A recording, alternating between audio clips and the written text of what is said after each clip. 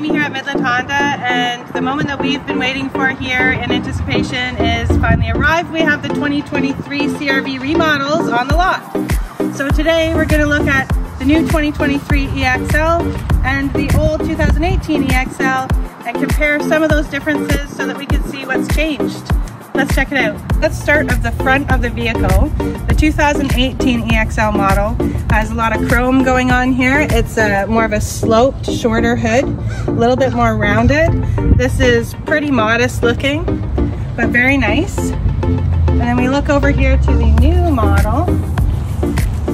This is definitely a more aggressive look. We've got a nice black grille, a really big, bold Honda symbol that makes more of an impact. The hood of the vehicle is longer and more squared off, more traditional and aggressive looking for an SUV. I like this one the best, but which one do you like best? Do you like this one? Or this one? This one here? Or that one there? Both of these models have 18-inch alloys on them. This is the previous generation alloy. Here's the new one. It's a little bit more refined and sophisticated looking. I think I prefer this one. I'm going with the new one. What about you guys? Do you like this one? Or this one? Okay, so let's take a peek at the back of these CR-Vs and see if there's any differences there. Okay, so on the previous generation, guys, the EXL has a power tailgate. And we have the tonneau cover here that covers the inside cargo stuff. We also have handles here that will drop the seats when the seat belts are not done up. And this is an adjustable cargo floor. We're used to seeing that, and that does give a nice straight flat surface there. So let's check out the new one now. Okay, here's the new generation 2023 EXL. It does have the power tailgate, still has the height adjustment like our previous model. The back is different. We still have the ability to drop this floor into position and then move it back up. Unfortunately, we've lost the quick handle release, so I have to go in there and drop those seats.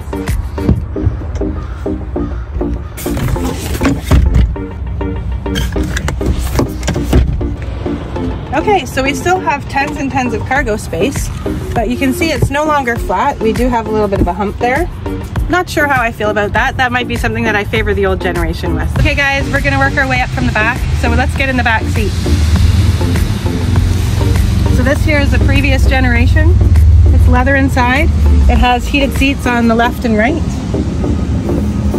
It does have the cup holder in the middle for your kids' drinks. You don't want to spill those drinks. Some USB ports, lots of legroom, lots of headroom. Overall, it's a good back seat. And here's the new one. Let's get in this one. Okay, so we still have the heated seats on each side, leather. We still have the good drop-down center here. We don't have those USB ports, so that's something that we've lost. I'm not sure why they would lose that, but we've lost it. One thing we have gained that is really interesting though, these seats actually recline. So your husband can drive and you can sit in the back and take a nap. Very comfortable. I think I like this back seat better. What about you guys? Front seat, the driver's seat. This is where we would all like to be, I think. So let's look at the older version. The interior of the older version EXL does have the wood grain finish, and it does have memory seats here. It has some nice features like the heated steering wheel, adaptive cruise control. I believe that all those features are also in the new version. We have a screen that's a little lower here on the dash. Everything looks to be expected. We're all very accustomed to this particular generation of CR-V. So let's compare it to the other one. We're in the new 23 EXL CR-V now. So we've lost the wood grain. It's a nice, sleek black, more sporty and a little bit more modern looking. We've also gained this nice honeycomb grille. As you can see, this is a very sophisticated look. We've got the touch dials back. I feel like it's a mix of really modern versus very vintage with this. Also, the screen's up a lot higher here. And this is a game changer. This is a wireless charger in the EXL, and it's wireless Apple CarPlay, Android Auto. So I'm super thrilled about that. I think that everybody is gonna love that. I also noticed that test driving this earlier, we have the memory seats, but with these memory seats there's an extra feature where the seat backs up for you and then pulls back into position when you're ready to drive. Let's just start it, because there are some extra features that I think that we should look at here too. So when we go in here, we have Sirius XM compatibility, but what I'd like to show you is the backup camera.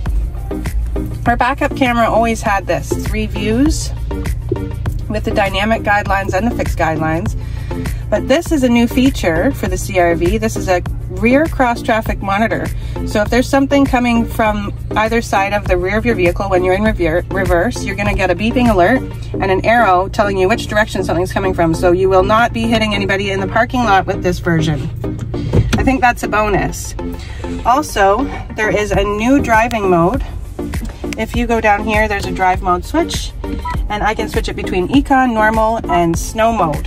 Snow mode will come right up there in the dash. Really interesting. I don't like driving in the winter, so Snow mode sounds like it would help me with that.